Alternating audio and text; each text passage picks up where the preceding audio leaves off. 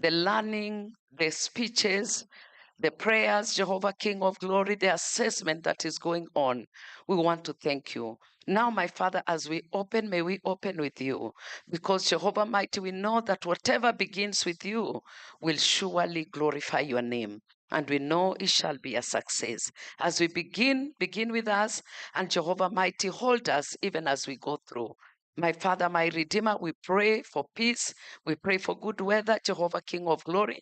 We pray for safety. And we pray, my Father, my Redeemer, that all will go well. For it is in Jesus' mighty name we have prayed and believed.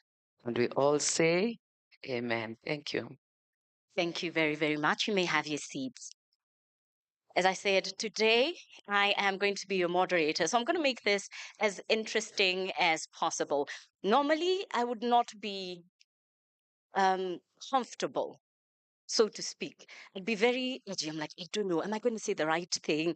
Am I going to say the wrong thing? How is this going to go? And the one thing that I'm very happy about is today I am in a world that is not mine. I am a neurotypical, and this is not a space that is mine. And I am so happy to be present here. I was asking my friend Jerry when she called me, how am I even going to do this? And we were having that conversation. It took me to a story that we used to be told a long time ago. And I don't think we really understood what it meant until this call came through. It was about this teacher in the forest. Please work with me here, guys. I know it will not make sense, but just go with it. Sawa. I know a teacher in the forest, even me, I've lost it. I was like, teacher in the forest, but just go with it. You see where I'm going. So this teacher is in the forest and they're having this animals take an exam. And so if you do really, really well, you are given a star, right? So they had all the animals you can think of. Let's start with the wildebeest, because obviously it's a great migration. It only makes sense. So the wildebeest were there, the snakes were there, the lions were there, the fish were there, the chameleons were there, everything you can think of. The tortoise, the turtle, all of them were there, all present. And they had just one exam. They had to climb a tree. How many of them do you think passed that exam? Okay, maybe save for the monkey. How many of them do you think passed that exam? I think for me, that is exactly what it feels like to be a neurodivergent in the world that we live in now. The tests that we do, the everyday things that we take for granted are not exactly as easy for them. And I think it's about time that we started having these conversations as loudly as possible, as wide and as often as possible, so that eventually both worlds are merged together and it is possible for all of us to be able to live in a very beautiful, diverse, accepting world. So, ladies and gentlemen, if you are present here, give yourself a round of applause because you're starting the journey on a very incredible day. Now, of course, in the African context, you do not come to someone's house and start perambulating and going to the kitchen and doing your business. You come, you sit quietly, and you wait to be welcomed. Ladies and gentlemen, I'd like for all of us to be welcomed officially, if you'll allow me, to welcome Dr. Norman Kiogora. He is the director and our host from the Kenya Institute of Special Education. A round of applause as he makes his way. So can welcome us officially to this, Dr. Thank you, Cynthia. Our guest of honor this morning, I'm spokesman Isaac Mwaura. Mwaura is very special this institution because he's one who really understands this space we are in, identifies with us, he supports us. So the right guest for this day is the right person. Welcome, Isaac. I'm a spokesman. Welcome so much. I want us to thank the organizers for this conference and this amazing lady and the team. They're doing a great job. We honestly appreciate what you're doing and your team. We want to honestly say that we are excited by this. National Council, we have no one. So you mean a lot to this institute, this people with disability. You have been doing a great job for this country and this region. Well done. Just want to say, and other government officials are present, and delegates from all over the world. We want to thank the organizers for this conference. Let's appreciate Esther and the team. And we want to say that we are very, very grateful guest of honor for honoring the invitation. I'm thinking because you have been very key in history writing for special needs. The National Council are very critical information. We want to appreciate you. So you are the right person for this particular conference. Delegates, welcome all of you from all the world. And to me, I would wish that all of us, that tomorrow's end of the conference, this discussion becomes very key to all of us in the world. This being an universal disability, then must have no discussion in our countries in terms of policy. And this particular conference also confirms that human beings with special needs like dyslexia are human beings first and foremost. They have the capacity, you have seen it here. So, in case of wonder, we want to say that this discussion by this great team led by Esther, it is history writing, and all of us are writing for this particular space. The first conference in Africa on selection. Well done, team. Let's appreciate this team. Once more, we want to encourage all of us, as even that's what honor speaks to us, so that we have to appreciate the space of dyslexia. Where are the parents of these children? We must also think about the caregivers and many more things that the guest one will be able to highlight.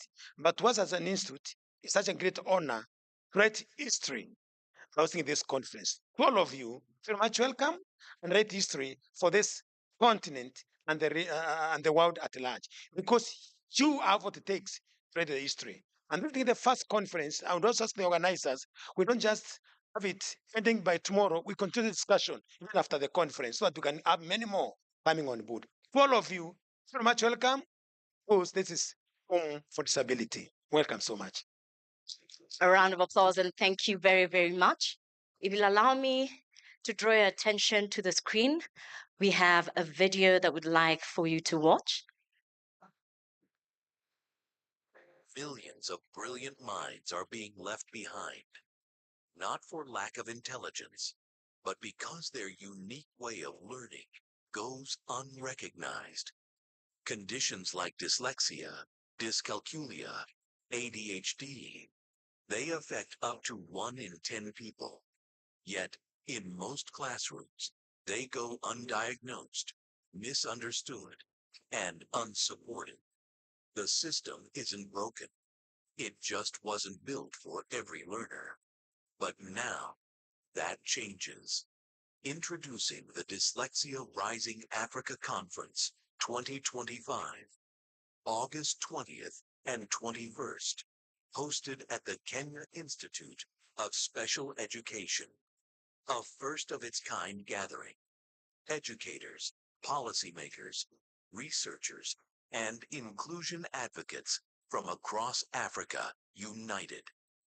With the right support, these students don't just survive, they thrive. Learning differences come with incredible strengths, creativity, resilience, innovation. Let's stop calling them disabilities and start calling them untapped potential.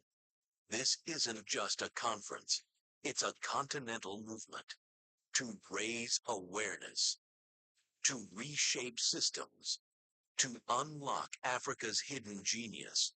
Be part of this historic moment. Be part of the conversation. Be part of Africa's learning revolution. Dyslexia Rising Africa Conference 2025. Rewriting the neurodiversity narrative. From stigma to strength. Register now at www.bloomdyslexia.com. Thank you very much. And to the team that has put that together, again, an incredible thing that you have done. Now, of course, for us to be able to understand the genesis, maybe just a little bit of how this conference came about, we'll start with our second speaker, Miss Jerry Mushura. Miss Jerry is the chairperson of the Dyslexia Rising Africa Conference Committee, and she will give us her opening remarks. A round of applause as she makes her way onto the stage. Thank you very, very much for the incredible work that you have done, Miss Jerry.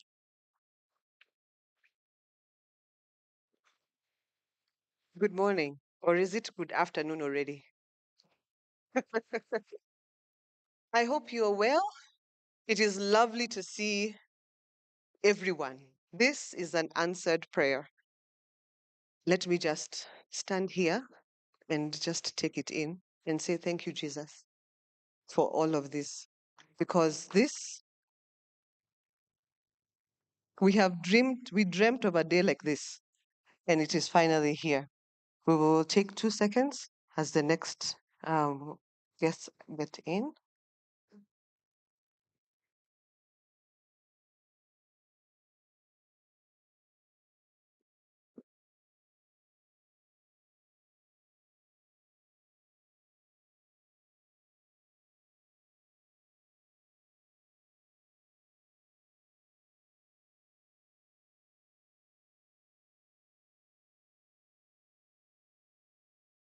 All right. Distinguished guests, honorable delegates, esteemed partners, fellow advocates, parents, youth, educators, and all our cherished guests and attendees, welcome. Karibuni sana. It is my distinct honor and deep joy to welcome you to the inaugural Dyslexia Rising Africa Conference 2025 here at Kenya Institute of Special Education, a place that stands as a beacon of learning and inclusion. Today, history unfolds. What was once whispered in school corridors and misunderstood in living rooms is now being reclaimed, redefined, and rewritten together. One of my favorite African proverbs by Chinua Achebe, loosely translated, says, "Until the lion learns to write its story, every story will glorify the hunter." For too long, the stories of neurodivergent children and adults, especially those with dyslexia, have been told by others, misrepresented, misunderstood, and silenced. But today, the lions are roaring and writing. They are curating, convening, and courageously leading from the front. I stand to you before you today, not just as the chair of the DRAC 25 Secretariat. I stand to you before you as a woman, a finger reader. Yes, it is a trait. We all know I finger read. As a finger reader, a systems builder, and most importantly, as a mother of a child on the spectrum. I know what it is to intuitively know and feel something is different about your child, but yet to everybody else, they look normal. I also know what it means to move heaven and earth to find a name to this difference and the immense relief you feel when you finally know exactly what it is. And further, I also know what an uphill task it is to continuously advocate for your child, to find inclusive spaces, to hold hope while navigating systems that were not built for neurodiverse minds. And I also stand before you as a photographer and an educator. And my journey from storytelling behind the camera to shaping inclusive educative spaces for neurodivergent youth has also taught me this. Visibility is not enough. We must be deliberate. We must create systems where children do not have to recover from their schooling experience. I have had the privilege of working with neurodivergent teens and youth, bright, curious, highly talented, and very misunderstood. Many have never seen themselves reflected in learning environments. Through creative inclusion, they began to flourish. And this conference is an extension of that flourishing. And we're here because of vision and collective effort. To our partners, Kenya Institute of Special Education, the Office of the Government Spokesman, National Gender and Equality Commission, the National Council of People with Disabilities, Dyslexia Kenya, Dyslexia Tanzania, Black Literacy Matters, and many more. To you, I say thank you. To our government leaders, policymakers, institutional health, your presence affirms your commitment. To our parents and youth delegates, you are the heartbeat of this movement. To the Bloom Dyslexia team and my fellow co host, Your courage and fire, it has fueled this mission and given birth to all of this. To every volunteer, every speaker, every sponsor, and every silent champion, we see you, we honor you. This conference is it's not just a conference, it's a declaration. It's a blueprint for rewriting narratives, reimagining classrooms, and rebuilding systems. Over the next 2 days, we shall hear lived experience, bridge policy, and practice, launch bold ideas and partnerships for inclusion across Africa. And as we close tomorrow, we will gather for the Neurodiversity Inclusion Awards cocktail to celebrate unsung heroes, shifting mindsets, and creating access. Come, let us celebrate and carry the light forward. Let DRAC 25 be a mirror and a megaphone, a mirror that reflects the brilliance, the struggles, and the strengths of the neurodiverse communities around us, a megaphone that tells the world we are here, we matter, and we will no longer be left behind. Let the rewriting begin, and it starts now. Karibuni, asante. A round of applause for Miss Jerry again. She's done an incredible job. And for the next 2 days, you're going to see her running up and down, making sure that this conference is an absolute success. And of course, she's spoken about the person who has helped her see this vision, pushed her, and even more, the bearer of this vision. Ladies and gentlemen, I'd like for all of us to put our hands together for the CEO and the CEO of the organization and the incredible job that she has done of all this. Her name is Miss Esther Moshiri. She is the CEO of Bloom Dyslexia Center. Esther, it's an absolute honor to welcome you on stage.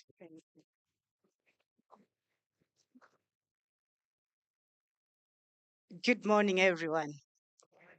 You will allow me to feel a bit nervous.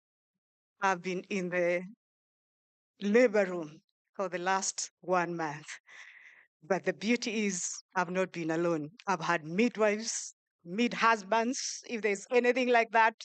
Dr. Kyogora, spokes, Mheshimiwa, they have been there making sure that this baby is delivered today. So good morning, our chief guest and my good friend, Honorable Senator Dr. Isaac Muora, my co-host, Director Norman Kyogora, our distinguished guests, Eva Njoroge, Director, National Council, Chief Executive, National Gender and Equality Commission, Dr. Purity, I have seen you.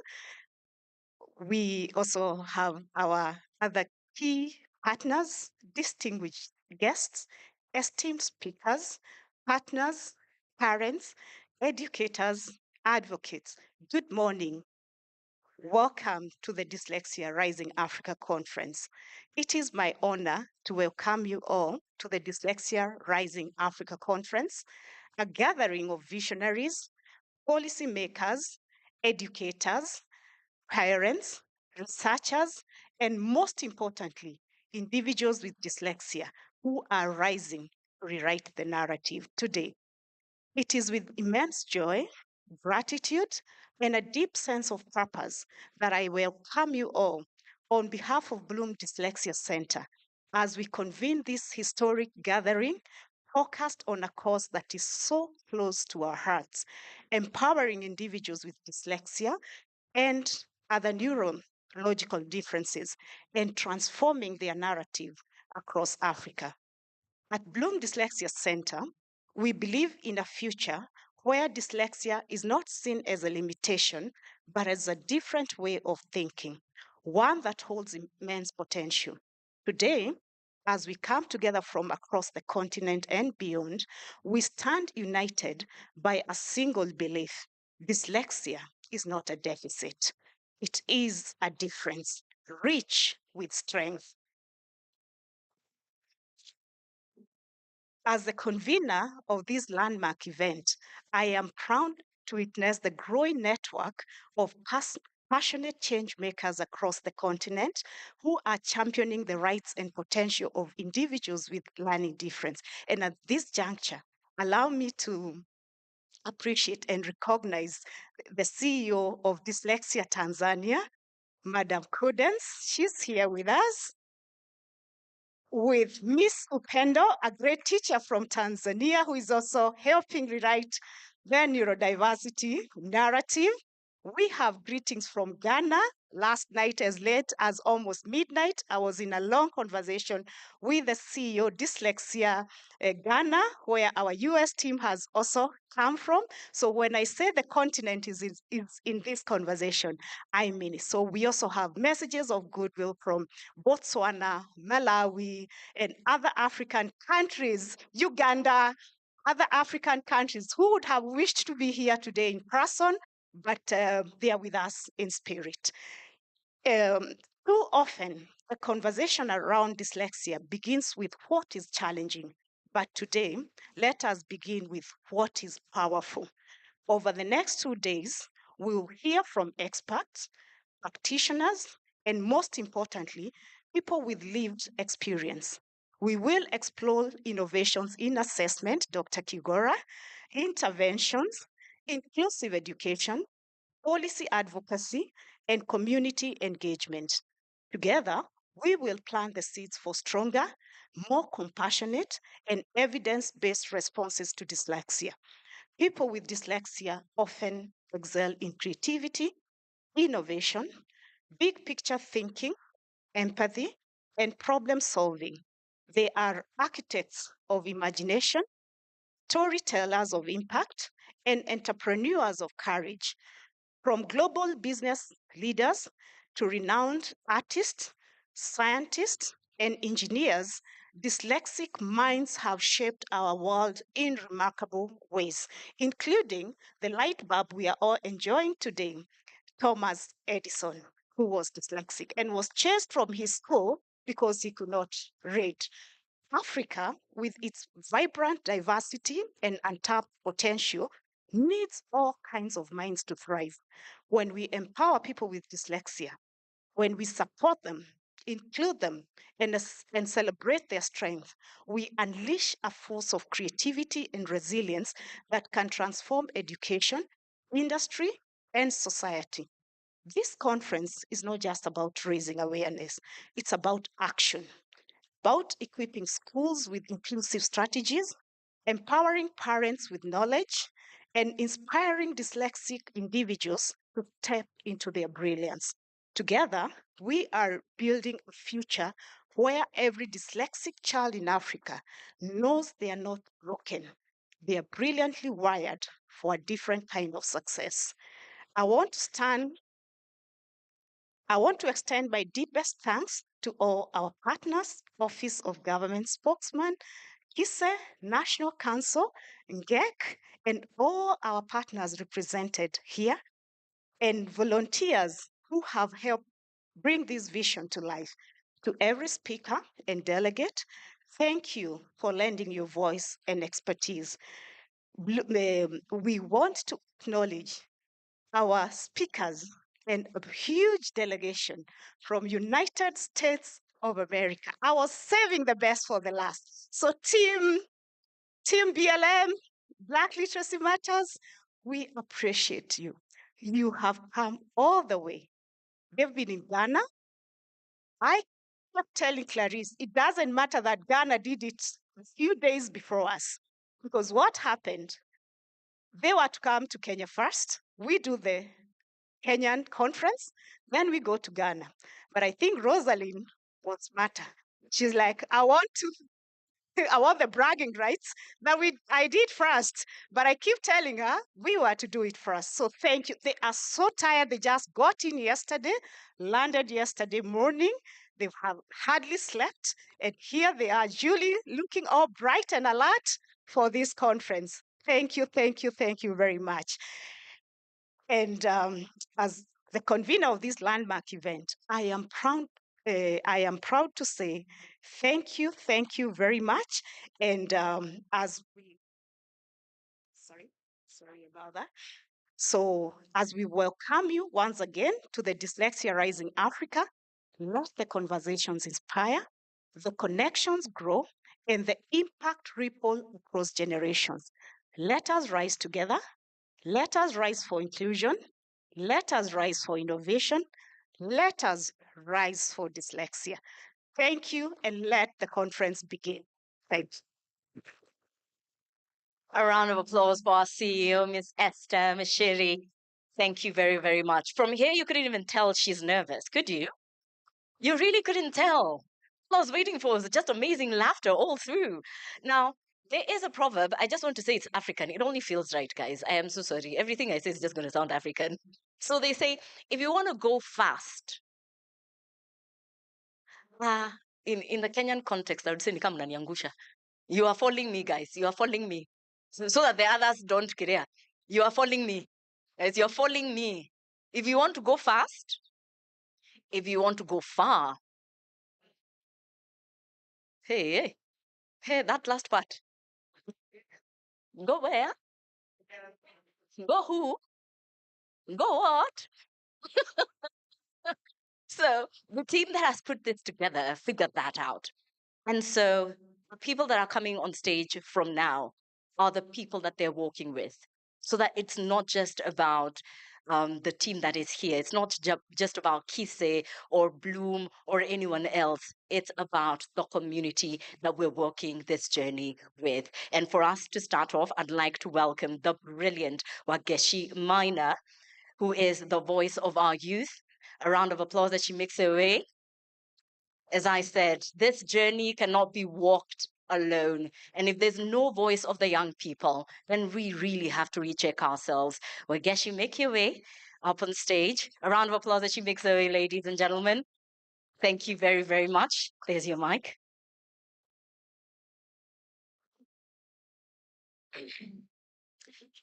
Everyone is a genius.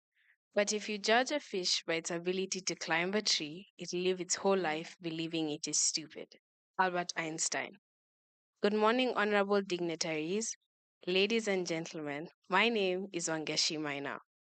4 years ago, I was diagnosed with dyslexia. At first, I didn't truly understand what that meant, and instead of embracing it, I judged myself. Dyslexia for me became a quiet struggle of misunderstanding and self-doubt. I questioned, why did I have to be different? Why couldn't I spell like everyone? Understand math so quickly? Why did I have to take the extra mile? Deep down, I treated being dyslexic like I had some type of disease, and I hated myself for it. I couldn't see why I needed help. The idea felt like a label I didn't want, so I pushed it away. But in pushing it away, I also pushed parts of myself. I rejected the very thing that made me different, not realizing it's also the very thing that shaped me into who I am. Over time, I've come to see that dyslexia is not a limitation, but a different way of experiencing the world. A lens that invites creativity, resilience, and new ways of thinking. What once felt like a weight has become a source of strength. And in learning to understand it, I have learned to accept it and I've accepted myself. From the Oxford Dictionary, dyslexia means a disability involving difficulty in learning to read or interpret words, letters, and other symbols, but it does not affect intelligence. However, I disagree with dyslexia being a disability, but rather a different ability that should be understood, valued, and celebrated.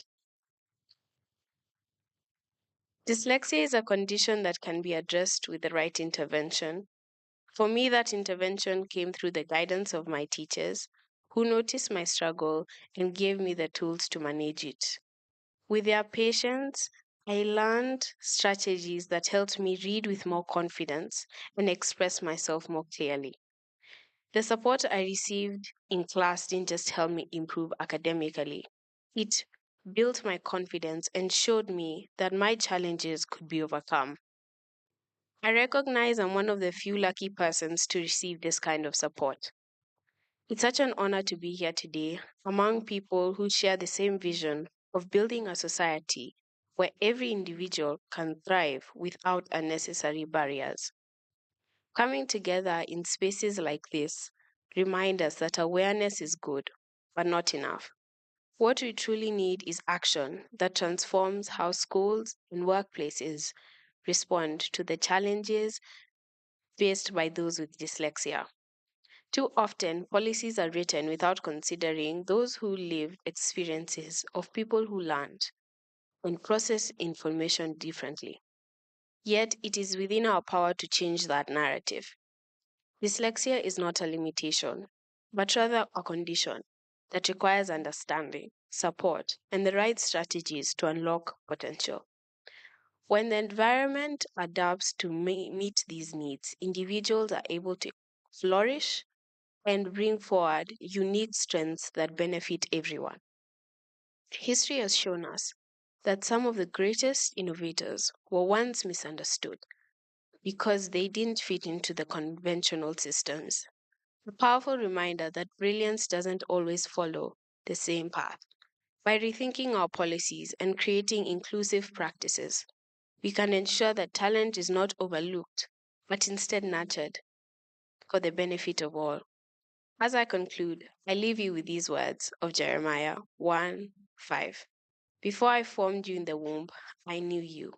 Before you were born, I set you apart. Uniqueness is not a mistake, but a part of God's design. Thank you and God bless. It's a beautiful, beautiful story. Well done, Wangeshi. And a round of applause. She's done an exceptional job. Thank you so, so much. Oh, she absolutely deserves that hug and many more as well. Now, as we continue on this journey together, right now, if we are headed to Mombasa, we are somewhere in Makueni. We're moving very fast, guys. We're moving very, very fast. And for us to continue to the next stage, I'd like for us to put our hands together for Miss Phyllis Muni. She is the Executive Director of the Dyslexia Organization of Kenya. Ladies and gentlemen, a round of applause as she makes her way.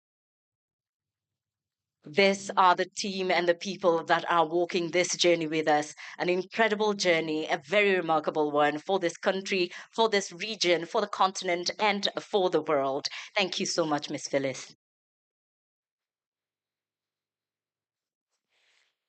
Good morning, everyone.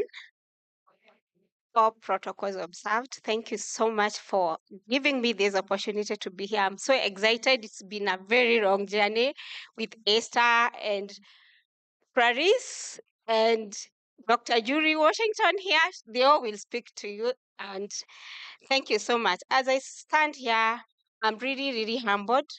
Uh, as there's this saying, a teacher educated about dyslexia can be the one person who saves a child and his family from years of anxiety. And we've heard from that previous speaker.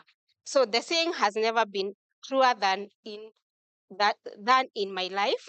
Dyslexia is not just an academic challenge. It is deeply personal for me. This is not just an advocacy. It is a journey that began with lived experience. My child has dyslexia, discovered that quite many years back, and that's what led me to start Dyslexia organization. And because of that lack of awareness from teachers, actually had that opening speech part of it that I have talked about teachers knowing about dyslexia, I would not be here. Had teachers known about it, I would not be here. It is the journey that gave birth to Dyslexia Organization, Kenya. From those early days of conversation and raising awareness to where we stand today, we have seen remarkable milestones. We have provided teacher training and awareness workshop across schools, equipping educators to recognize dyslexia early and respond with empathy and skill. We launched the Magic Phonic Blending book that we have started and we are sharing with the teachers so that at least they also be able to understand and how to empower the children. We partnered with Mount Kenya University to establish a certificate course, the first one in Kenya, that is of its kind in the region, ensuring that educators across Kenya and beyond are formally trained to identify and support neurodivergent learners. Today, Dyslexia Organization Kenya stands as a voice for families who once felt alone, as bridge for children who simply needed someone to understand them, and as movement building a future where no child is left behind because of dyslexia. And at this, we started a school called Rare Gem Talent School that supports neurodivergent. Of course, the motivation came from the children with dyslexia. So as we gather here at the Dyslexia Rising Conference, we are reminded that change is possible, and it starts with one teacher, one parent, one child. The work ahead is great, but together with our international partners, local institutions like KISE, and most importantly, with our teachers, we will continue to transform lives, because every child deserves not only the right to education, but the joy of learning. Thank you, ladies and gentlemen.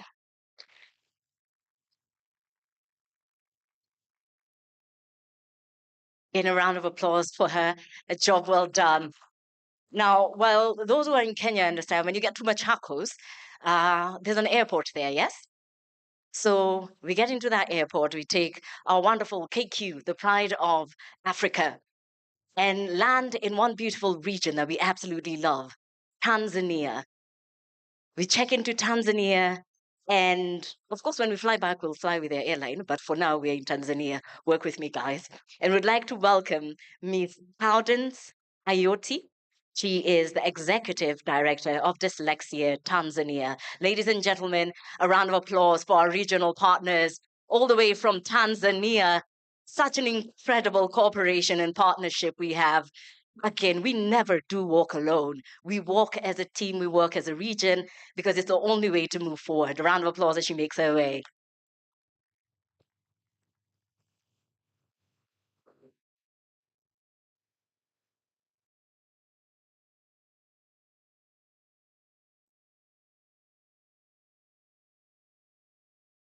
Good morning, everyone.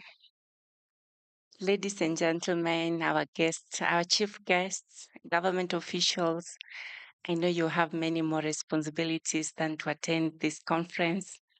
So we appreciate your presence, all honorable guests, plus all the people who've traveled for this conference. I'm honored to stand before you this morning. Thank you, Esther. This is such an honor to be part of this movement, one of its kind. So for me, this is a very personal story. Sometimes I get very emotional. As you can see, I'm a mother of a dyslexic child way back in Tanzania. And it's a very personal experience because I'm a tourism expert. I didn't know what I was dealing with, so I used to beat my son. You can imagine when you're struggling, you're giving it your best, and then you're being beaten. In another word, it means nobody's appreciating your efforts. That's why you feel discouraged. So I never knew what my son was going through until 2021 when I met this first word, dyslexia, for the first time.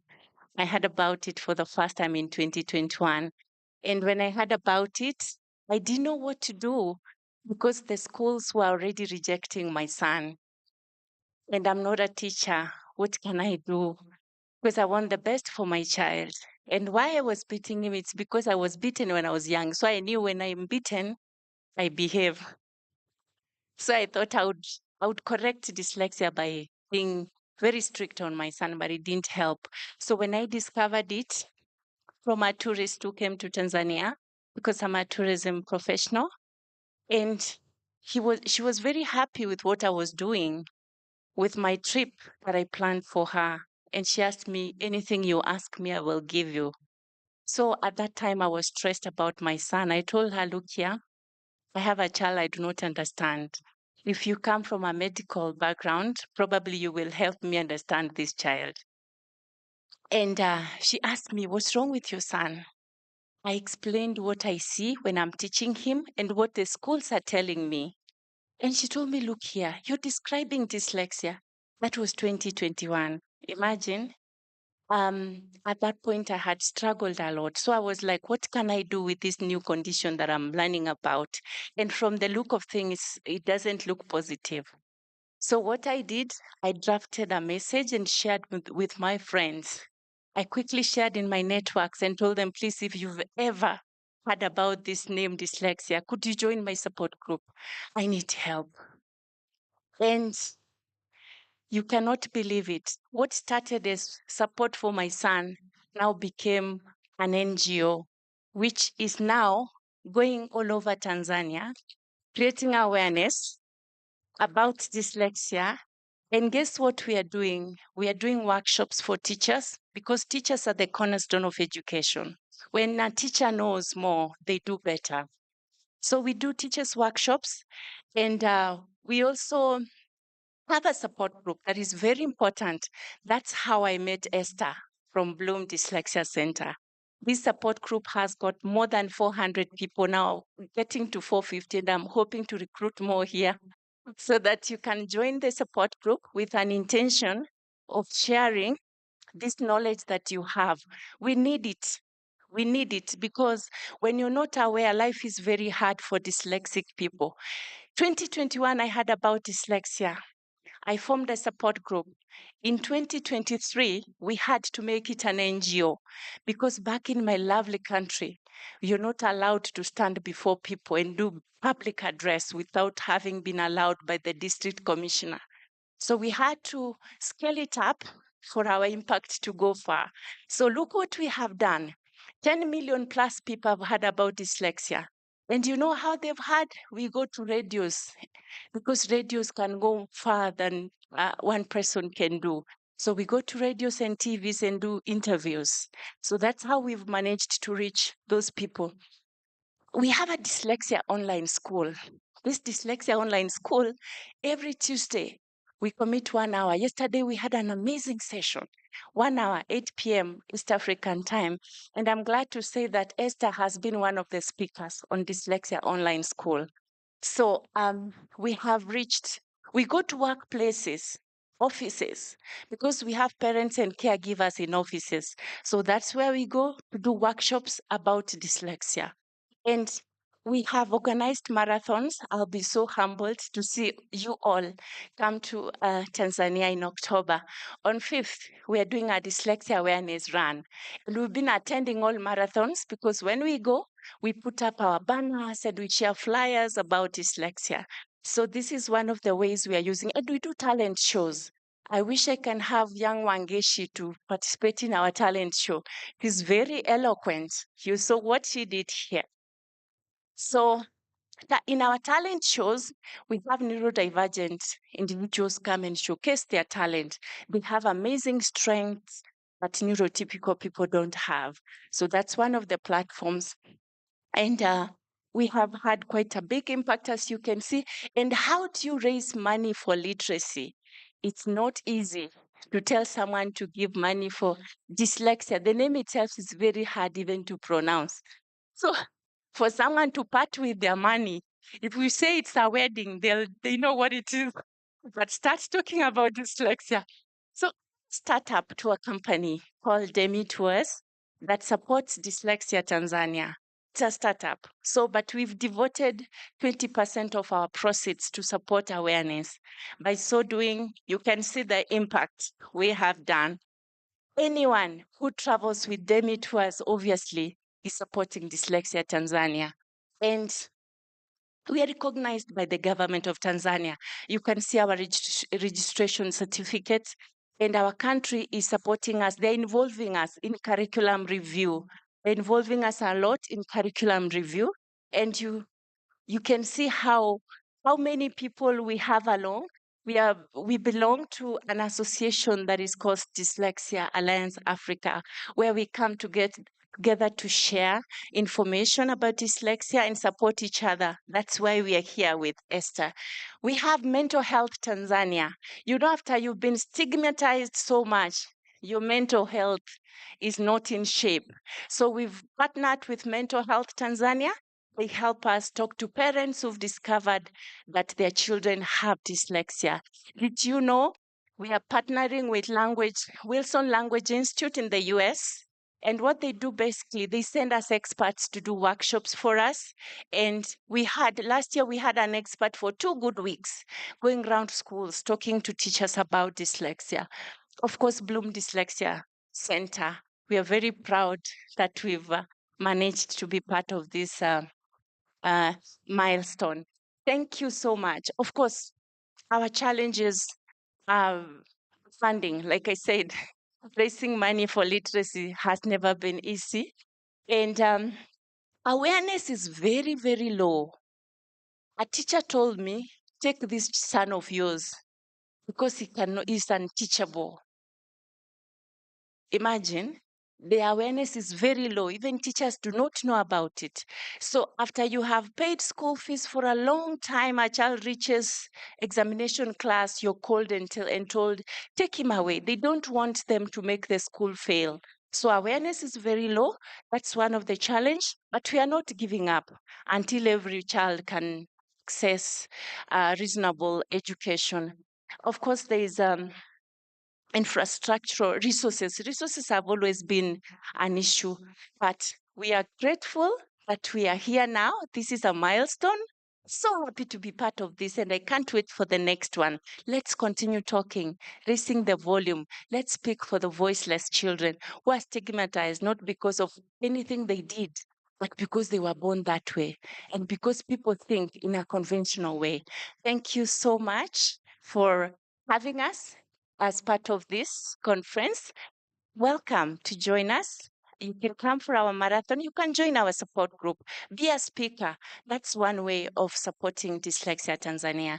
Thank you so much. Thank you so much for taking us through that, Cowdens. We appreciate it very, very much. Now, we were in Tanzania, right? We went and we flew there with KQ. Now, I had promised we would be taking the next flight from Tanzania, of course, using their airline, and going to whichever other country that was going to be next. So from Tanzania, with Air Tanzania, we're going to go all the way to the United States of America. And as they said, when a teacher knows more, like you see, you are not paying attention. Wow, hey, it's giving my career. Hey. When a teacher knows more, the people at the back feel judged. So as I say, when a teacher knows better, they do better. Now, ladies and gentlemen, all the way from the United States of America, the founder and CEO of Black Literacy Matters, Miss Clarice Jackson, as she makes her way to the podium. A round of applause for her. And I can tell you, I have never felt more supported in my life as I stood on stage. Because when she saw me, she was like, yes, yes. And then she continued clapping. And then she's smiling at me. Oh, Clarice, I love that you're supporting me right up in there. Absolutely. Always will. Thank you, honey. Well, good morning, everybody. I'm not going to be before you long, and hopefully, I'm not talking too fast. I've been told that over in Africa. But I would like to say thank you all for being here today. I think today and tomorrow will be enlightening for you all. Not only exciting, but enlightening. You will be able to identify the things that you have been seeing, what maybe some parents have been experiencing, and what teachers are experiencing in the way of frustration and lack of resources and curriculum. I would like to stop and first thank the director of KISE for having us here and allowing Esther and her team to do the Dyslexia Rising Africa conference here. Thank you very much. To the Honorable Senator, who I had the pleasure of meeting just a little bit ago and learning a lot about you in a short amount of time, but very impressive. Thank you for taking time out of your busy schedule and being here to not only be here to speak and to be present, but to learn. And that means a lot. And lastly, Black Literacy Matters is an organization that was birthed out of the advocacy of dyslexia and literacy in the United States. And although you see lots of African faces in this room in the United States when we have these conferences, it is usually lacking Black people, as we call ourselves in the United States. And so the Black Literacy Matters Conference was birthed to ensure that we talk about the things that matter to our children and to our culture. And so I'm the founder of that. We have one of our prestigious and distinguished board members here, Dr. Julie Washington, if she would stand real quickly. You'll be hearing from her momentarily.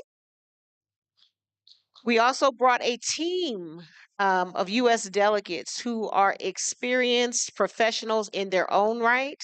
Would you all please stand, the delegates from the United States? You'll be hearing from them over the next 2 days. Teachers, speech pathologists, advocates, mentors, business owners, all dealing in neurodivergency, dyslexia, and advocacy. So again, thank you very much for your time, and we are excited to get this conference started. Thank you very, very much, Ms. Clarice. Now, of course, from the US, we're going to take our KQ flight. Yeah, we're selfish. We like ourselves. Just small, guys. Yeah, just small. And we're going to fly back to Kenya. We're doing first class, business class. And this flight has that beautiful all women led flight with our pilots, our all women. Miss Koki is at the cockpit and it looks beautiful. If you've seen that flight from Kenya, it is gorgeous, isn't it? It is always beautiful and they're always tweeting about it. And of course, we will land right here in Kenya. And while we land, we'd like to welcome and put our hands together for Miss Eva Njoroge. She is the Executive Director, the National Council for Persons with Disabilities, because we cannot have this conversation without her present. Ladies and gentlemen, a round of applause as she makes her way, of course.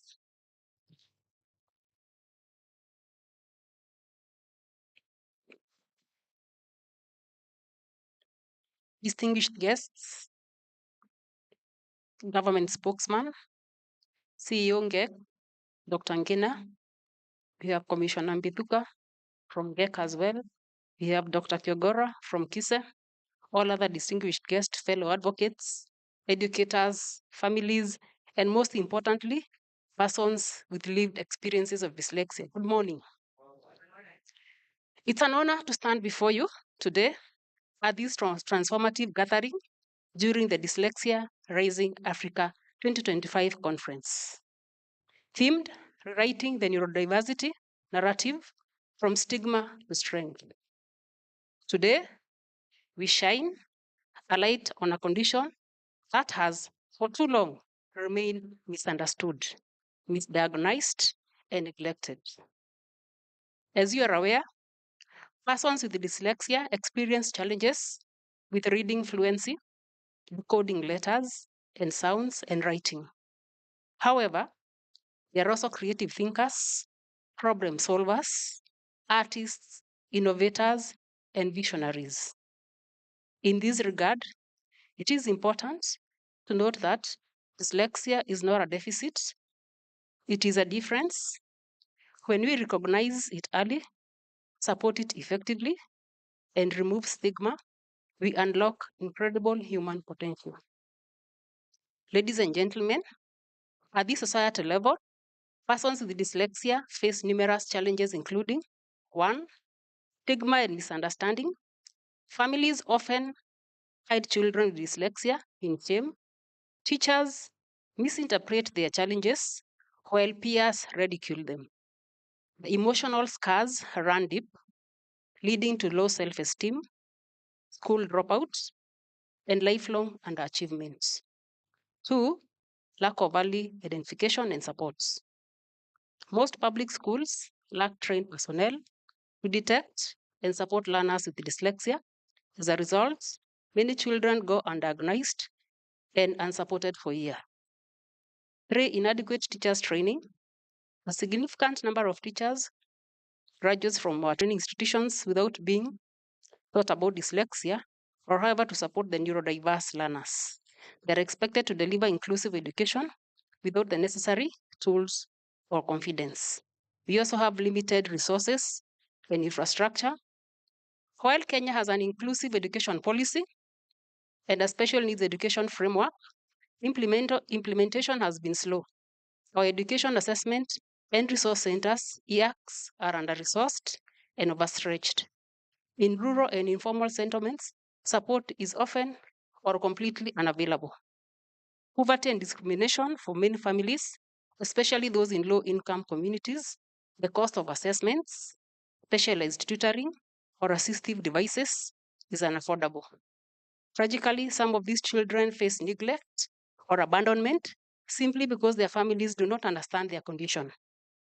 It my hope that during this conference, we will not only highlight these challenges, but also explore viable, evidence-based solutions, and more importantly, listen to and amplify the voices of persons with dyslexia themselves.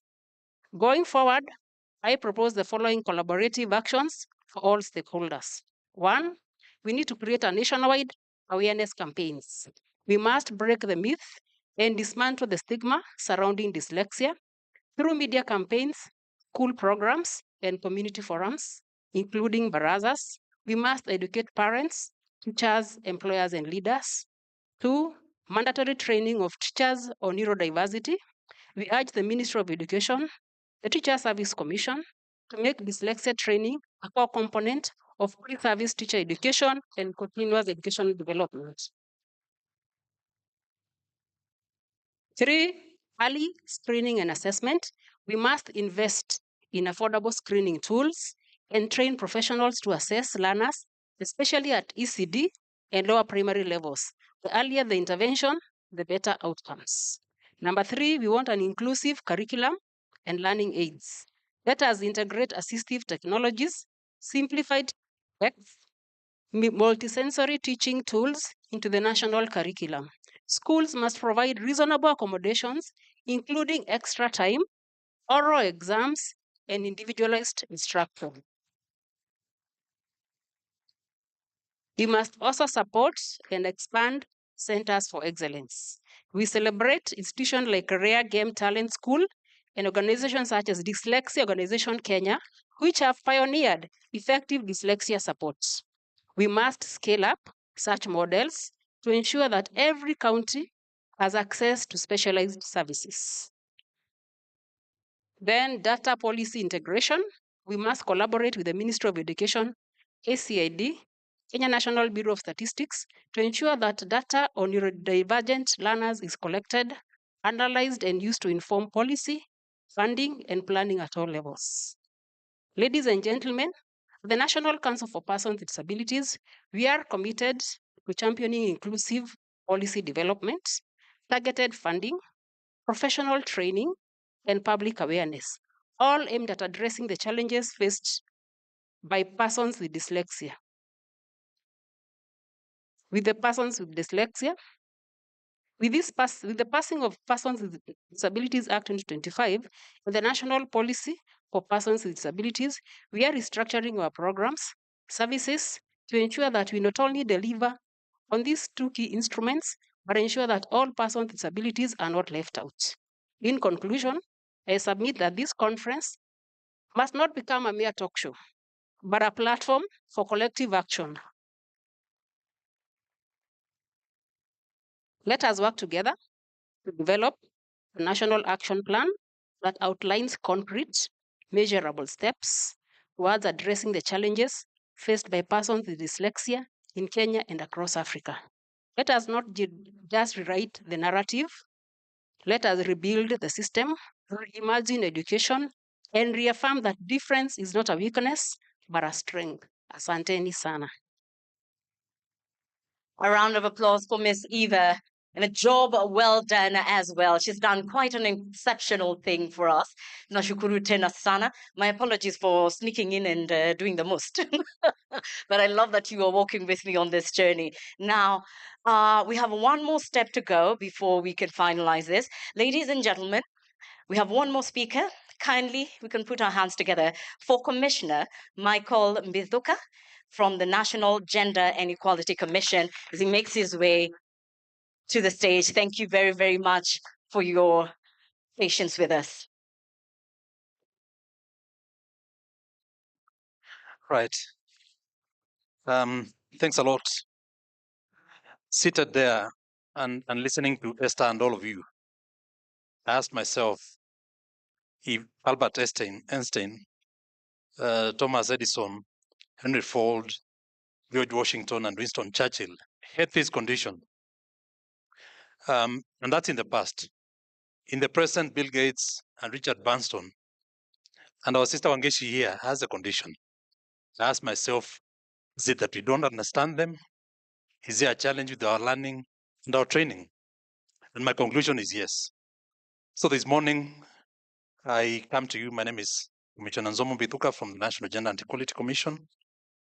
To the government spokesperson, my brother, Senator Dr. Isaac Mwaura, the director of PISE, Dr. Kiogora, representatives from the Ministry of Education and other government departments, the director of representatives from the Ministry of Education and other government agencies, friends from across Africa and the world.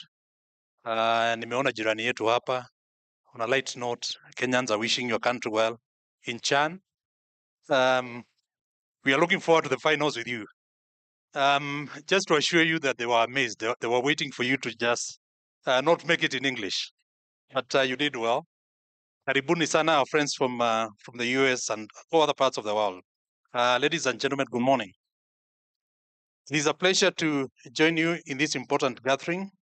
On behalf of the National Gender and Equality Commission, I thank the Kenya Institute of Special Education and the Bloom Dyslexia Center for convening this conference and for giving neurodiversity the attention it clearly deserves. Your leadership, which reflects a shared belief we hold at the Commission, inclusion is not a favor, it is a right.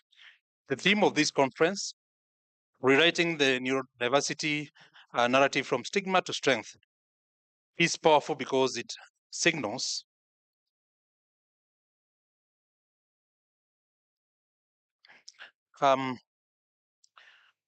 it's powerful because it signals a shift that is long overdue.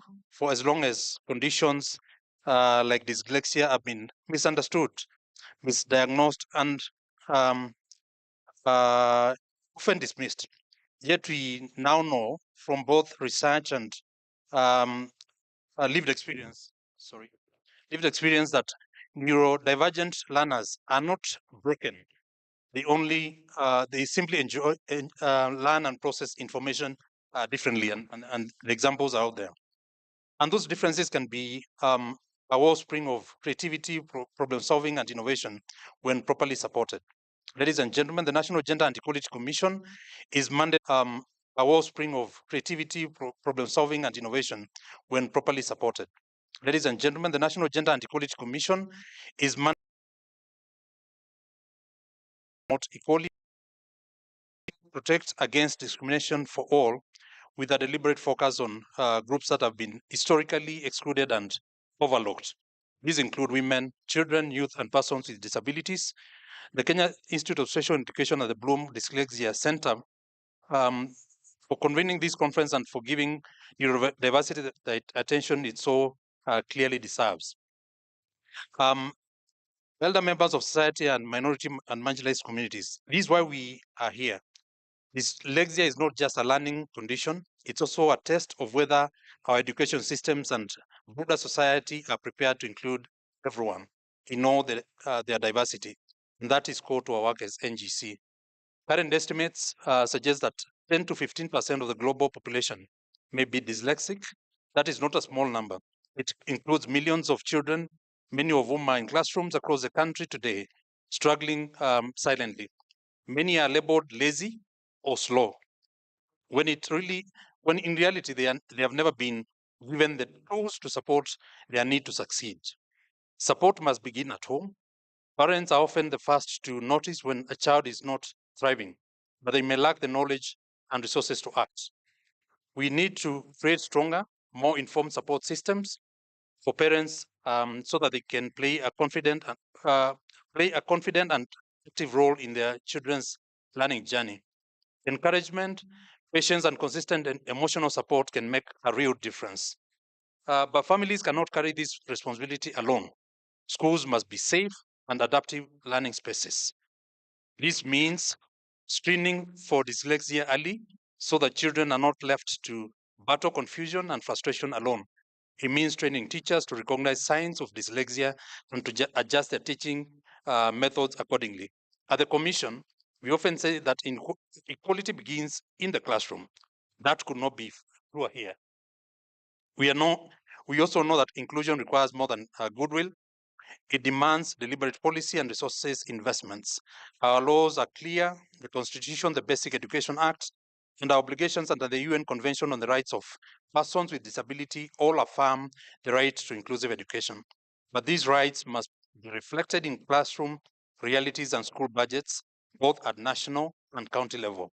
Ladies and gentlemen, we urge continued investment in teacher training, and that has been said by the NCPWD, curriculum review, and learning assessments that reflect the realities of neurodiverse learners. This is how we begin to close the gap between policy and practice. We must also speak boldly about stigma.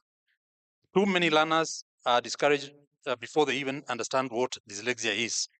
The potential is buried under shame, isolation, and silence. I shed a tear when I heard the story from our sister Jirani yetu. We need to change the conversation. We need to highlight the achievement of individuals with dyslexia who have gone on to succeed in different fields. These stories are not exceptions. They are proof of what becomes possible when difference is supported rather than shamed. The work cannot fall to one institution alone, and that has been said by other speakers. Progress requires coordinated action from government, civil society, education, researchers, families, and learners themselves. The conference is an example of what happens when diverse actors come together with a shared goal. Let us carry the momentum forward. The National Gender and Equality Commission will remain committed in advocating for inclusive education as a fundamental right. We will continue to hold duty bearers accountable and to amplify the voices of learners whose needs are often misunderstood or ignored. As we reflect on the purpose of the gathering, let us remember that our job is not simply to accommodate differences, it is to value it.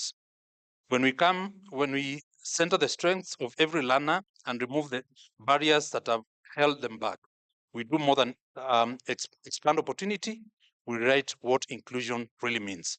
Thank you all, and I wish you all a productive and inspiring conference. Asanteni sana. And I'm a good example of what diversity in learning results in. Thank you.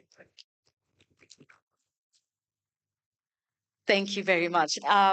Commissioner, before you leave, a quick request, if you may, to kindly introduce our chief guest, if that's possible. Thank you very much.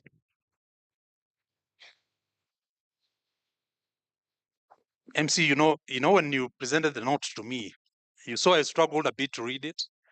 And like all of us, when you struggle to read, you pass it.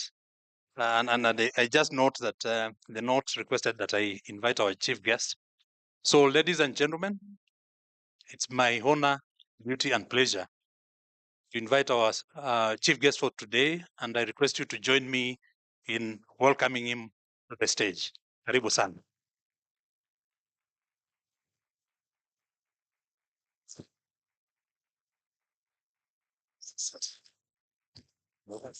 Thank you. Thank you. You may be seated. Thank you very much, Michael Biduka Zomo. If we were having another meeting, that would have been the Albinism Society of Kenya, where Mike and I have served before. He was my vice chair.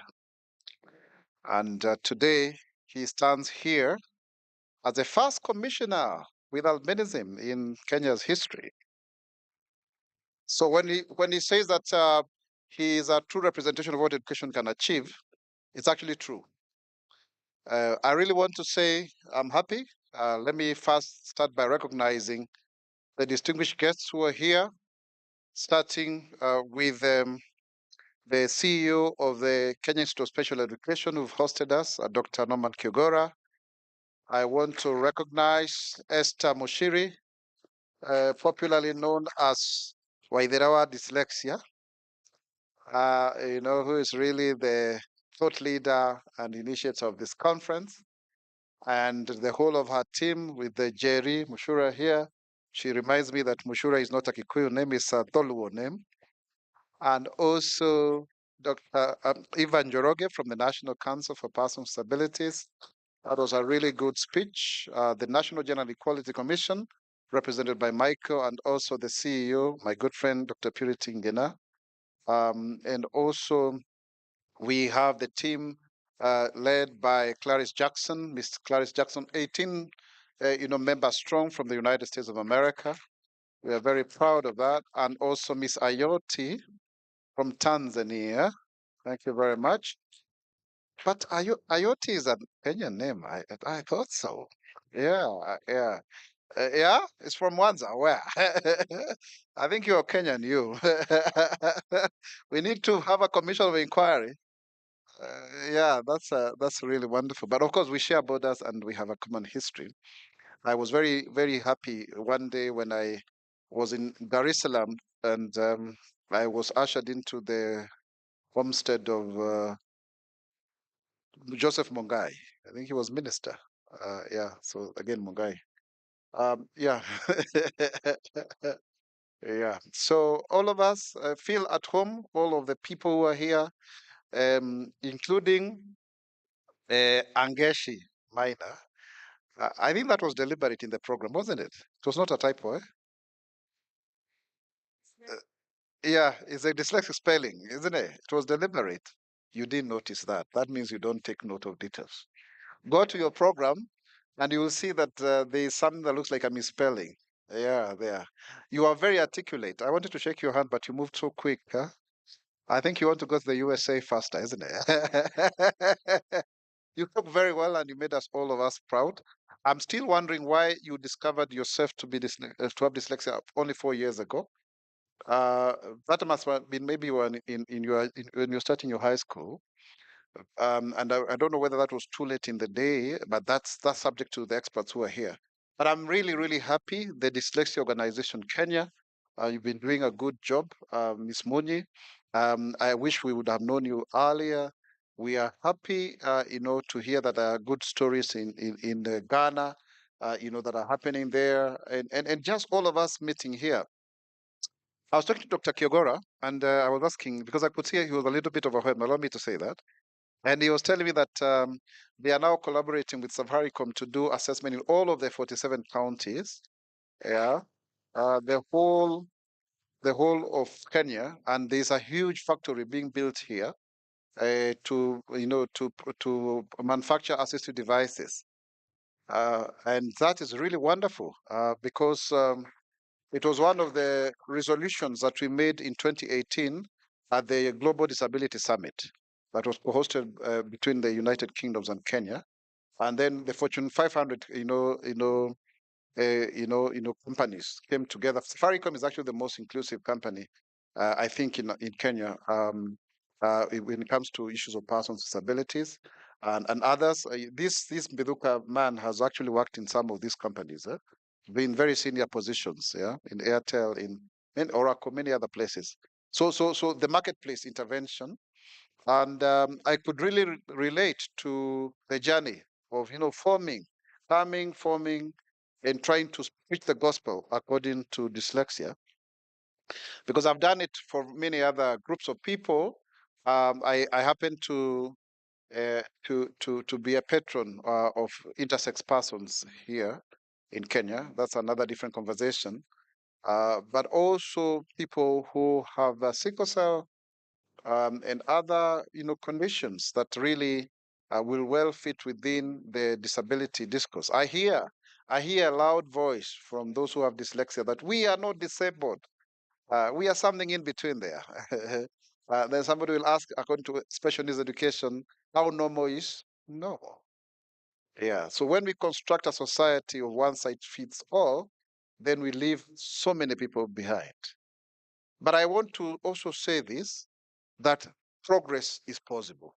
Progress is possible because, again, pivoting back to Michael and I, there was a time you wouldn't see two persons with albinism in a conference like this holding important positions in society. Yeah. I had a dream when I was young that one day I would be a member of parliament. And some people thought it was not possible. But yes, I ended up becoming the first MP and senator with albinism. I did.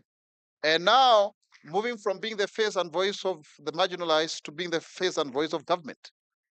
That alone should tell you that it is possible. And by the way, kudos to parents of children with dyslexia. Because when I see you standing up here, with all the apathy and the finesse and the beauty, that is the image, the new image. When I was looking at I was watching the documentary here, the video. It shows class. It shows, that we are part and parcel of society. That has not been the image of this disability. No, it is a very recent phenomenon, and that shows that we made progress in terms of acceptance. I mean, we have had stories; they still may be there, but I think what is most important is there is urgency, there is packaging, and there is also, the selling aspect of our message as part and parcel of society. We are not, shy to speak about our challenges, even when we are part and parcel of the mainstream, and that for me, I think, is progress. Allow me to read what was written for me to read for you before I continue with my speech, because I am paid to speak. But I don't like to read a lot. I like to speak off the cuff. So my PA here has given me an iPad to read.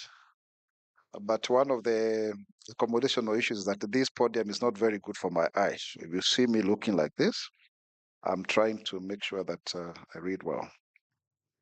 It is my honor to address you this morning at this historical gathering, the inaugural Dyslexia Rising Africa Conference. This conference is a decisive step towards building a society where every Kenyan, regardless of their learning profile, is accorded the dignity, opportunity, and support to fully develop their potential.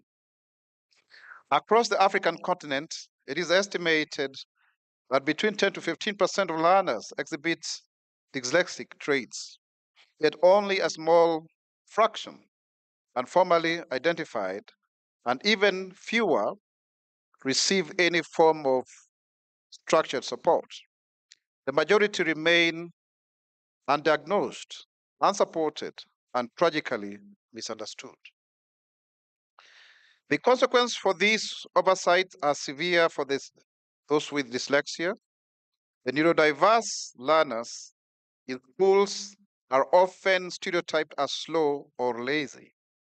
This assumption impacts on their self-esteem and academic performance, with many abandoning the classroom altogether.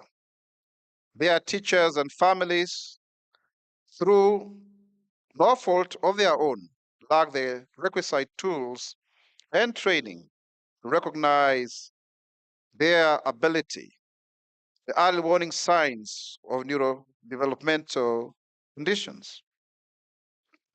Additionally, the talented individuals in the workplace continue to be marginalized because their abilities do not conform to conventional standards of performance. Ladies and gentlemen, today's theme, rewriting the neurodiversity narrative from stigma to strength, demands that we acknowledge this state of affairs and propose sustainable policy and programmatic responses to these realities. These include, in part, number one, strengthening policy frameworks to integrate neurodiversity into the broader national disability inclusion policy. This will also involve developing clear standards and guidelines for inclusive teaching, learning assessment, and workplace practices. It will also involve the review of our curriculum and a current education system so that we have employment frameworks that are also conducive to learners who have dyslexia. It is important to ensure that the needs of dyslexic or people with dyslexia and neurodiversity are explicitly articulated. Number two, we also need to enable early screening and referral mechanisms to ensure that detective measures are intentional and that they are not left to chance or conjecture. The introduction of structured screening tools at early childhood education and primary schools levels, part of which is a mandate of the county governments, is very welcome approach. And therefore, we need to commend universities such as Mount Kenya University, who have actually started a certificate course to teach, teachers as they go, to educate people across the country. We call upon other learning institutions to do the same, and also KISE, which is the citadel of all knowledge with regards to diversity and inclusion, to also come up with a specific specialization on dyslexia in their diploma and other courses. It is also important that we work together with the Council of Governors because the forte for early childhood education is important, and this is something I am willing to work with us to create that partnership so that we can create a guideline or some kind of manual or reference point for all the 47 county governments to know what is that they need to do going forward. Children with dyslexia, and indeed all children with disabilities, are not resident in a particular household. They are all our children in our diversity, in our homes, and therefore the teachers are not the custodians of such children.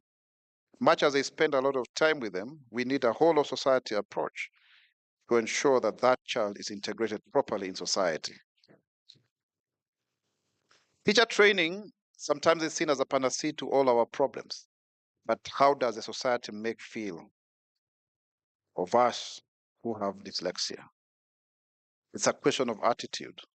It's a question of ignorance at times, but it's also a question of self-importance and personal pride that sometimes makes us not to imagine that other people are better than ourselves. Yet the Bible and other forms of religious texts requires us to love our neighbors as we love ourselves. We still have a challenge with accurate assessment. Sometimes we are quick to label children because maybe we don't have the know-how.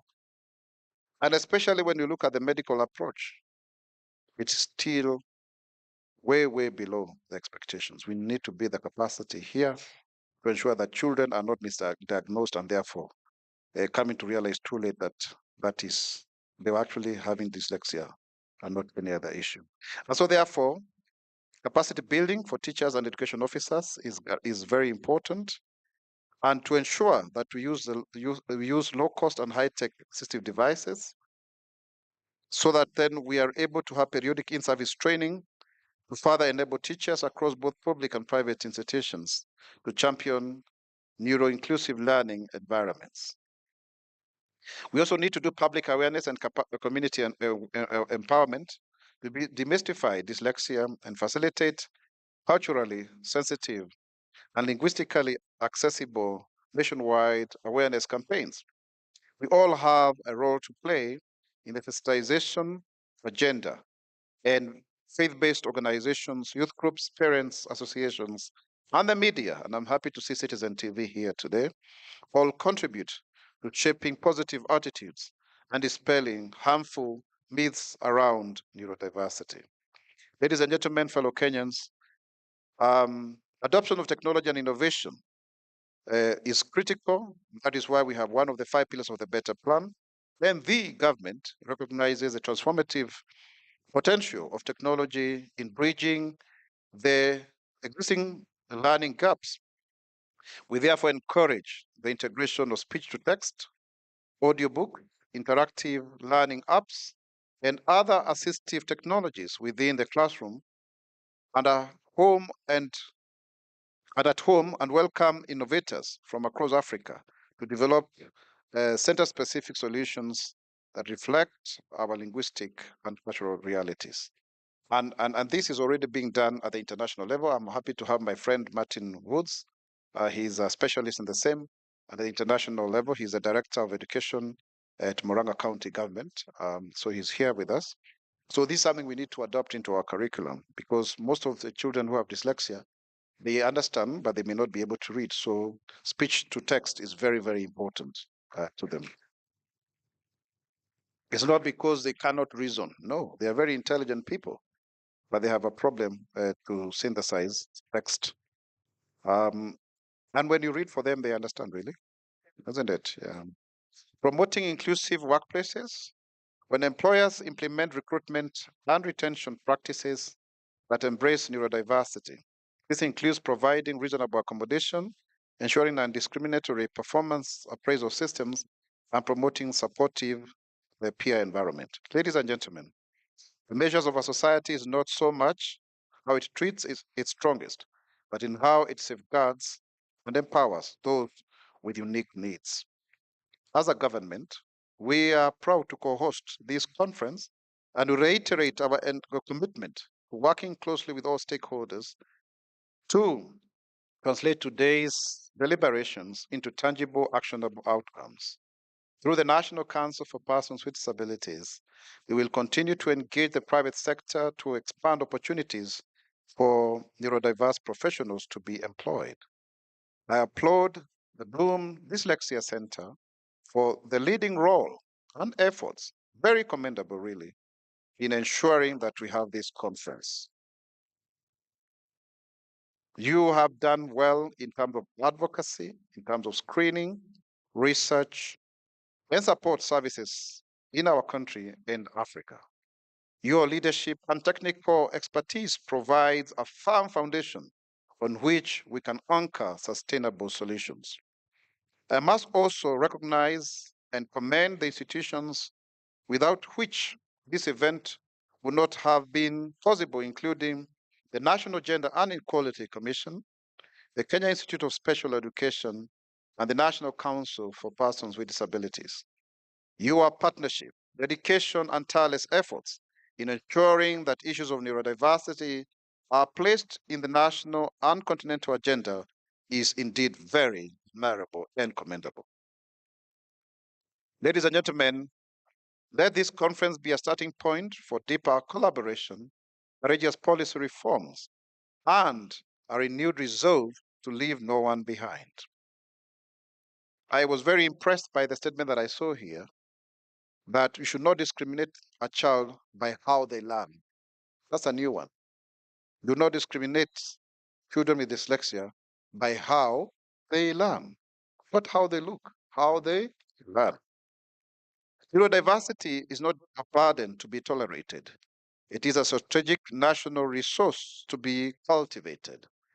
And I really liked what Wangeshi said, that she was denying that part of herself, yet it's also another worldview of seeing the diversity of the human experience.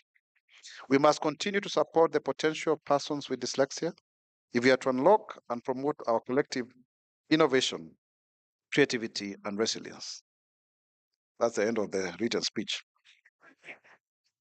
Now let me come to why am I here? I'm not really here because I am government spokes, by the way. I'm here because I'm a parent of a boy who is 8 years old and he has dyslexia. Yeah. So that's what brings me here. And when we got our child, he was one of three. We had gotten triplets, but he's the only one who survived. The rest passed on. And you see, when he was growing up, there's something. By the way, I think because of having been, my first degree is actually in special education, although I never ended up being a teacher. Martin and I were in school together, and some others who are also in this room, who are with me at Kenyatta University. So I could tell that my son was having something. No, I could tell. Eva here was with me in school as well. I could tell that my son was not. You know what I'm trying to say? Yeah, but then my wife didn't think so. She will be moderating a session tomorrow, here as well. Nelias Mukami, some of you may know her. But then I also couldn't figure out what it was. So at some point, I actually thought it was autism. Yeah, and I was ready. I was ready to accept whatever assessment that would come with him. And so at some point when he was of age, um, we took him to school. He was 3 years old, and he was happy there. But then you could see at some point he was not very confident. Of course. But then when he moved from PP1 and PP2, and we took him to another school, he didn't do very well in the assessment. And that was the first time I thought, okay. And then we did another assessment, but then we got a good school, and we not the entry exam. I beg your pardon. So approaching expectation, and then we looked for assessment, and we were referred to a doctor. But then I think the doctor also misdiagnosed the child. Yeah. Especially the medical model. I think we need to do a proper multidisciplinary approach. Don't rush people to a doctor who is only quick to prescribe medication. Yeah. We are getting it wrong. I think we need to really strengthen assessment. But I'm happy that I don't know how I ended up being referred to Esther. Esther did a very professional job. And then she made the right recommendation. And also we got a teacher. I don't know that Susan is here. You can stand up. Susan, stand up. Let's clap for that lady. Thank you, Susan. Susan has worked with my son, and he's so confident. And we have seen a lot of tremendous improvement. Yeah, from a child who was shy and not wanting to speak before people, she's the one who is the noisiest in the room now. So there's actually a difference that can be made when you have the right, assessment and also the right placement. But we are not yet there, ladies and gentlemen. That is why this conference is very important. You'll allow me, after I make this speech, to step down from my role of being the big man in the room to being a parent. Yeah, so that I spend the rest of the day here to listen and also to learn. Because as Ms. Ayoti put it very clearly, when you get to have a child who has dyslexia, you really don't know what you are dealing with. Yeah, but I love the love of parents, and not to sound like I am doing a gender divide, but such children usually are taken care of very well by their mothers. Even this room here, there are more women than men. So I'm just calling out that because even from my own experience as a child with albinism, my father ran away and I was brought up by my own mother. But as out of that experience, then for me, I'm a better person. I mean, I love my son. We are very good friends. I couldn't exchange him for anything, And so I'm here to see what is it that I can do to make him live life to the fullest. In the same manner that also somebody else made sure that I, as a person with albinism, I have ended up to come this far. Isn't it? Yeah, so that then we keep on breaking the glass ceilings. And I have a dream that one day we rule this country. Amen. Hallelujah. Yeah, I really want to thank the fifth administration. They've been very deliberate, led by President William Ruto, in making sure that there are deliberate efforts to include persons with disabilities. I know the whole issue around building this factory and the targets that Dr. Norman Kiogora has spoken about, that the president expects KISA to do. He's been here several times. So I think that's really, really commendable, even when he was deputy president and now president, so that we move this forward.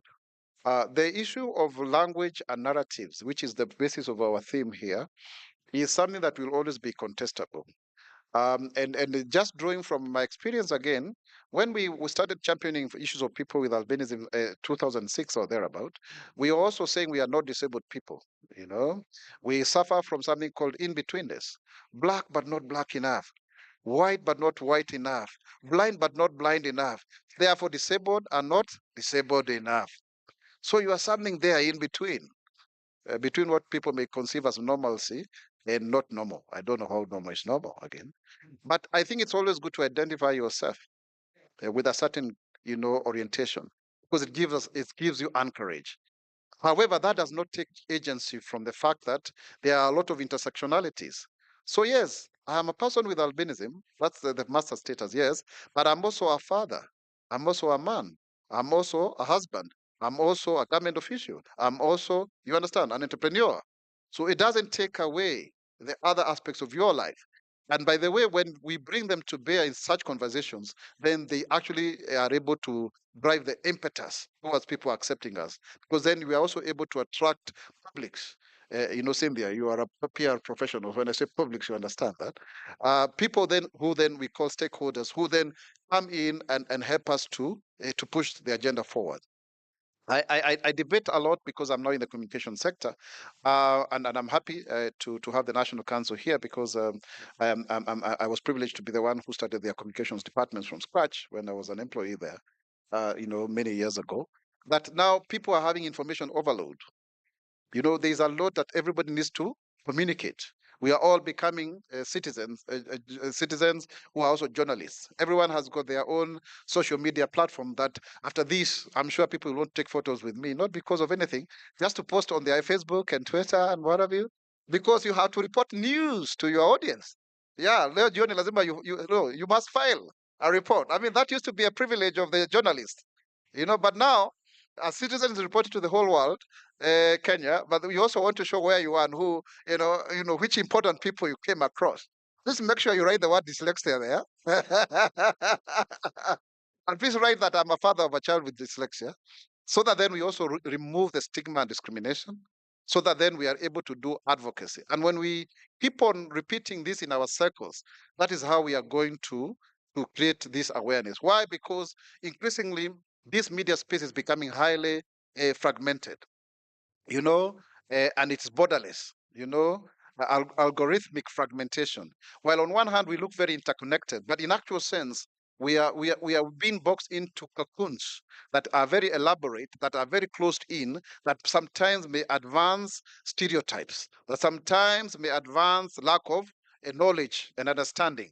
So it is us in our own small spaces, in these WhatsApp groups that me and you may not belong, that you may belong alone. Go and take this gospel home, because now we have the tools to actually communicate better than maybe those who came before us.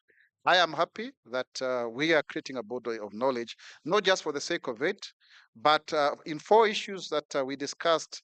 Number one is to empower parents and families and children and persons who have dyslexia and neurodiversity. Number two is to influence policy. Number three is to do advocacy, very important. And number four is to actually be able to ensure that persons who have dyslexia can live their life to the fullest and enjoy their human rights and fundamental freedoms on an equal basis with others. So consider yourself very privileged that we have this session, that you are here to make your thoughts count, that you are here to make your voice heard, and you are also here to receive as you give. Because more often than not, when you're in this space, you feel like you are giving more than you receive. Receive as well, learn the tactics, learn the strategies, and take them with you, so that then we are able to fulfill our work. This morning I was speaking to the judges and magistrates in their weekly fellowship. I was the preacher of the day, and I was very happy. And I was telling them that if you look at the book of Isaiah 58, it talks about something very fundamental, that we fast to kind of to show off to God that, oh, I've not eaten for 5 days. Now God hear me. No, I mean, and then we prosecute ourselves in the cause of public opinion as the people who really know how to do it. But what God requires of us is to do justice. So can we do justice for persons with dyslexia and neurodiversity? Let us be our brothers and sisters' keeper. Let us show them love. Let us show them acceptance. Most of us here, for us to come this far, we are products of love. When you are shown that you are still good, even if you may not be as a good performer in school, then you still have the confidence to continue. And that also gives us the confidence to explore. We are happy. We are happy that people like Richard Branson actually is a person who has dyslexia. That is one of the most enterprising individual in the world. So that tells us of that potential. I'm even told there's one of us here who has dyslexia, but she's pursuing, medicine at the university. So we are not here to talk about the limitations. We are talking about how we can break the barriers and make a society fit for us all. And when we do so, then we are advancing the human experience. We are enabling us to also experience the world in the best way that God wants us to do so. So I really want to say thank you. God bless you. With those many and few remarks, Kenya itainuka, Kenya itasimama, Kenya itanawiri kwa umoja na uzalendo. Mimi ni Mkenya mzalendo. Hey, wewe, mimi ni Mkenya mzalendo daima. I now declare this workshop officially open. A round of applause from not just a government spokesperson, but from a father who has a son who has dyslexia. It's very, very powerful. Thank you so, so much, Mheshimiwa. Tunashukuru sana, Honorable Senator Dr. Isaac Mwaura. We appreciate it so much for taking time to be with us and for doing this for us as well. Now, mine at this juncture is very, very simple. It's going to be quick, fast, and easy. That has been powerful. Thank you so, so much. Again, a round of applause for our chief guest. He's done an incredible job speaking from experience, which makes it even better. And we are able to accept the way things are moving right now. Now, at this juncture, we have created networks, we have met people, and as our chief guest has said, we are the new broadcasters, yeah? Where every one of you is a media house. Makes me wonder what I am doing here. Me and my organization. Oh, wow. Hey, anyway, please don't take my job, guys. As you do this, kindly tag everybody in this room, all the organizations that are here, spread the word. You are the ambassadors that we need. You're the advocates that we need. If we're talking about spreading the word, not just in Kenya, in Tanzania, in East Africa, and the world, you people in this room are the ones to start creating that conversation, to start influencing the change that we need. It starts from here. So as much as you can, tweet about it, put the hashtags on TikTok, Instagram, Facebook. What other platform have I forgotten, guys? LinkedIn. What's a LinkedIn? Write a long one. Yeah, with the emojis looking very fun. Yes. What else have I forgotten? Hey, Gen Z. Snapchat. Locket. If you don't know Locket, it's fine. Just you maintain. It's fine. We'll talk about that later. We'll discuss. Now, at this point, we're going to take our quick break. We're going to take a quick break. If I am allowed, can we come back at 12:30? I stand guided at 12:30. Yeah, we're going to have our tea break. It's a quick note for us. If you do not have your credentials, the badge that everybody is wearing, if you haven't registered, kindly do so, because that is what will allow you to access all the meals. And those meals and tea and all our snacks will be accessed just across the room. For at this moment, you're kindly excused. Kindly enjoy your break. Have fun. Let's kindly meet here at 12:30 promptly so we can make this more fun and exciting. You may break.